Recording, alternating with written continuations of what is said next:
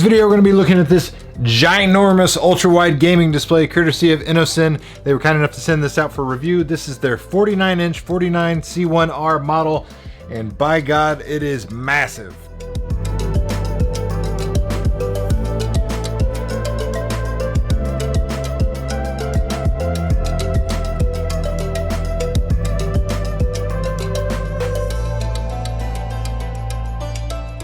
Now this showed up to my doorstep, giant brown box. Inside the box we had a giant styrofoam padding. No issues whatsoever with the display showing up broken, damaged, scratched, or anything like that. So they did a good job on the packaging. Inside the components you get some basic startup guide.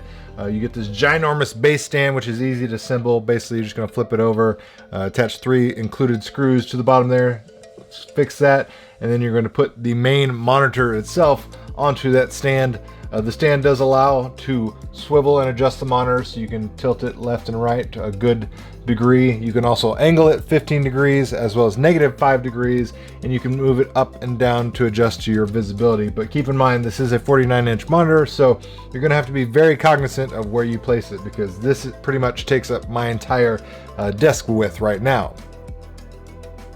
Other internal components you get, power cord of course. You're also included a 2.1 HDMI cable, a 1.4 DisplayPort cable, and a USB cable that works for charging, display, as well as data transfer. When it comes to the specifications of this monitor, we're getting 120 Hz refresh rate, so it's going to be great for gaming, which is good because it's marketed as an ultra-wide gaming monitor. If you need more than 120 Hz, they have different tiers of the same size and model that essentially get you higher refresh rates if you pay a little more. So it goes up to 144 Hz, or if you really want to get crazy, you can get up to 240 to get really serious with your gaming. Aspect ratio, this is going to be essentially double what you're used to. Traditional monitor is going to be 16:9. This is 32:9, so you're going to get double the width. Think of it like this. So this is a 27-inch standard monitor.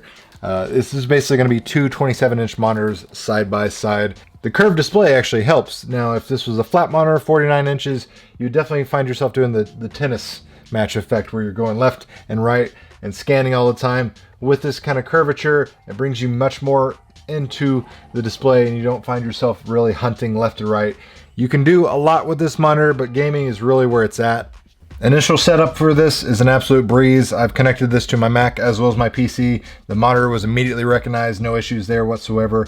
You have 3 different ports underneath for your display options. You can go either USB-C, HDMI, or DisplayPort. There's also a couple extra USB ports underneath there, so if you want to charge multiple devices, you can. There's a 3.5mm audio jack in there. This does have built-in speakers, albeit just like every other monitor though, traditionally you're going to typically want to have external speakers for the best sound experience, or use some headphones if you're really into your gaming experience. But the built-in speakers, you know, they'll get you by, but it's obviously not going to blow anybody away with the sound quality, but it's also not the worst sounding thing I've ever heard in my entire life. Now, the OSD menu, it's found here on the bottom. Very easy to power on this machine. You can also set it on to automatically awake with your PC or computer or what have you.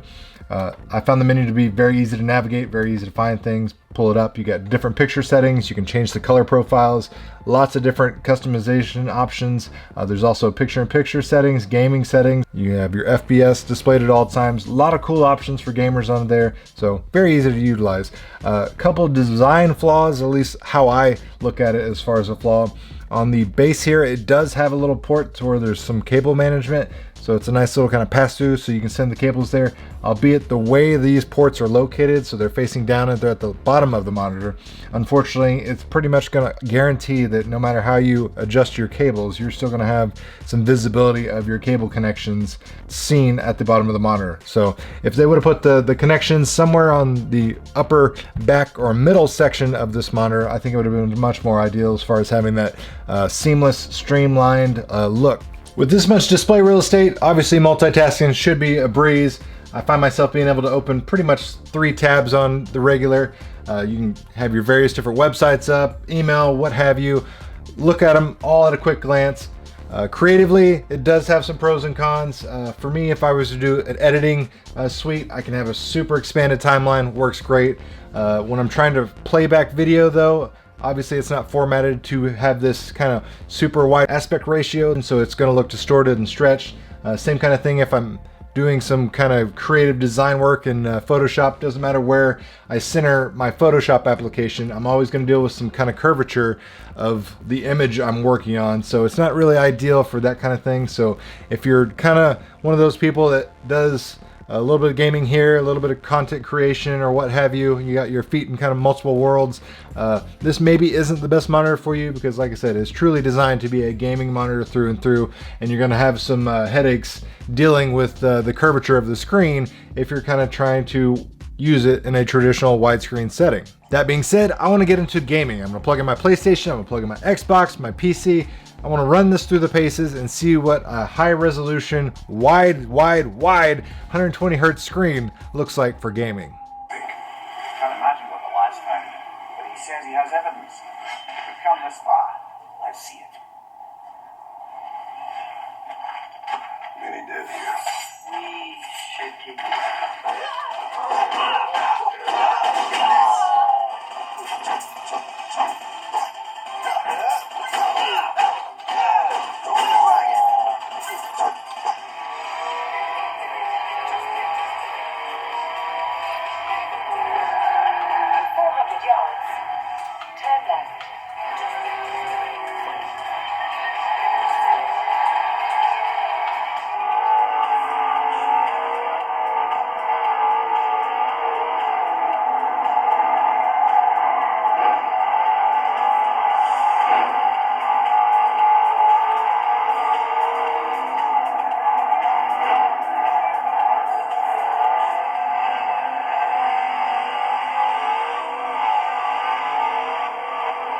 I gotta say, this thing is amazing for gaming, as it should be, because that's what it's marketed for. I had a great experience on my Xbox, my PlayStation, my gaming PC, even a little Mac gaming, which is rare to say, but it's done a great job no matter what I've connected to it, how I've connected to it.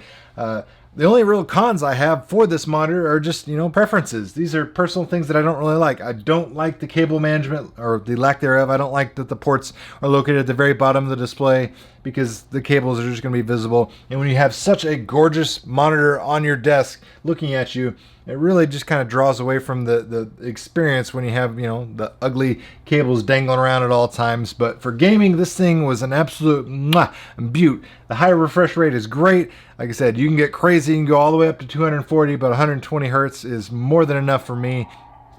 I gotta say, this is a great budget, super ultra wide monitor. So if you're interested in picking one of these things up, highly recommend it, because it's very impressive. I think they've got some Black Friday specials going on coming up in the near future. So if you're interested, I'll put a link down in the video description box below. Guys, let me know your thoughts and opinions. Are you pro ultra wide monitors?